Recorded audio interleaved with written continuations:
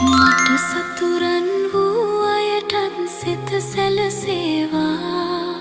මගේ හිත පෙළන අයගෙත් හිත නොපෙළේවා මට අගුණය කී අයගෙත් ගුණ පැතිරේවා ඒ හැම සත්නෙත් සිත ඇති මිනිසුන් වේවා සියලුම හිත් පිරිසිදු වී සුවපත් වේවා මෙත් සිත පැතිරී ලොවටම ආසිරි වේවා අපි හැමටම කලන මිතුරු ඇසුර ලැබේවා සසරට මග නොව නිවනට